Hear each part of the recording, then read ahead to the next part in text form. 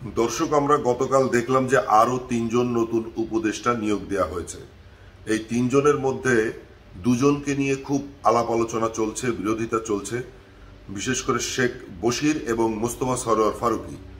শেখ যখন বঙ্গভবনের ভেতরে শপথ পাঠ চলছিল, ঠিক তার পর মুহূর্তে আমরা দেখলাম যে একটি মশাল মিছিল এসে বঙ্গভবনের সামনে তারা শেখ বশিরের বিরুদ্ধে স্লোগান দিচ্ছিলেন এবং তারা বলছিলেন যে শেখ বশির হচ্ছে গত সরকারের একজন দোসর। কিভাবে দোসর?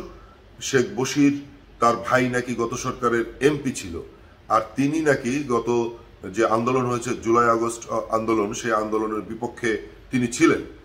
তবে শেখ বশির হচ্ছে বাংলাদেশের একজন বড় ব্যবসায়ী, তিনি নিজেও অনেক বড় ব্যবসায়ী, আর বাংলাদেশের একজন বড় ব্যবসায়ী আকিজউদ্দিন তার সন্তান।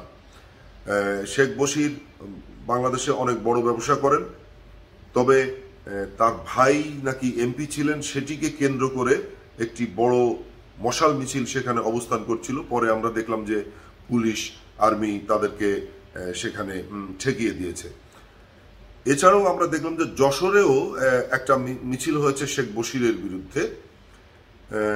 কেউ কেউ বলছেন যে শেখ বশিরের বিরুদ্ধে নাকি একটা মামলাও আছে, যদিও তিনি নিজেও জানেন না, সেটি তার একটা সাক্ষাৎকারে। এগুলোর আসলে কোনো সত্যতা কিন্তু আমরা পাইনি। পাশাপাশি মোস্তফা সরোয়ার ফারুকীকে নিয়ে ফেসবুকে প্রচুর পরিমাণে ট্রল হচ্ছে।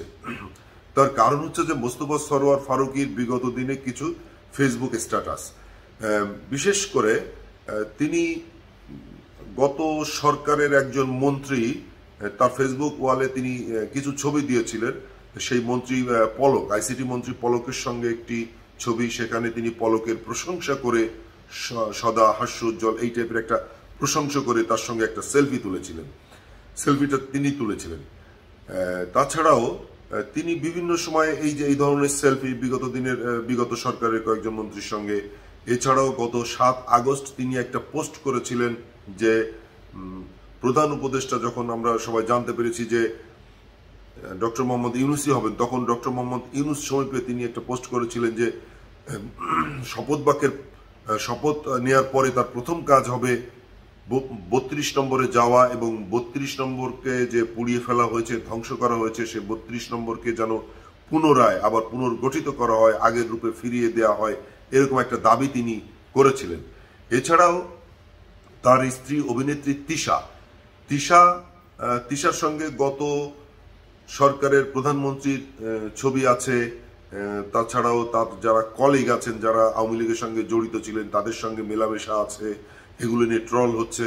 আর সবচেয়ে বেশি কথা যেখানে হচ্ছে সেটি হচ্ছে যে বিগত সরকার একটা চলচ্চিত্র বানিয়েছিল বঙ্গবন্ধুকে নিয়ে, সেখানে বঙ্গবন্ধুর চরিত্রে অভিনয় করেছিল আরিফিন শুভ, এবং শোনা গিয়েছিল যে এই ছবিতে আরিফিন শুভ কোনো পারিশ্রমিক নেননি, ফলে প্রধানমন্ত্রী শেখ হাসিনা খুশি হয়ে নাকি তাকে একটি ৩০০ ফিটে যে পূর্বাচল আছে সেখানে একটি প্লট দেন।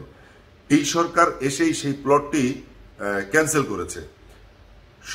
যারা বিরোধিতা করছে ফারুকী, তাদের অনেকেই লিখছেন যে ফারুকী যে আরিফিন শুভ যে ছবিতে অভিনয় করেছে, সেই ছবিতে ফজিলাতুন্নেসার চরিত্রে অভিনয় করেছিলেন তিশা, তাহলে তো দুজন একই দোষে দুষ্ট, তাহলে এখানে তাকেও তো সাবেক সরকারের দোষর ধরতে হবে। এই ধরনের নানান কথাবার্তা চলছে ফেসবুকে, গত রাত থেকে আজকেও চলছে। শেখ বশিরের বিরুদ্ধে তো আন্দোলন আমরা দেখেছি, ফেসবুকেও লেখালেখি হচ্ছে।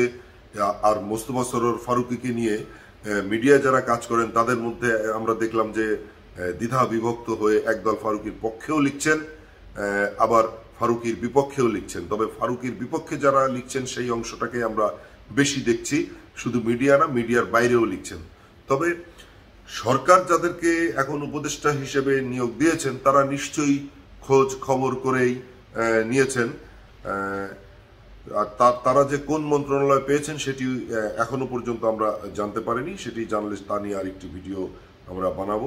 তবে ফেসবুকে যে ঝড় উঠেছে ফারুকীর বিরুদ্ধে এবং শেখ বশিরের বিরুদ্ধে, সেটি আপনারাও দেখতে পাবেন। বন্ধুরা, এই ছিল ভিডিও, সবাই ভালো থাকবেন।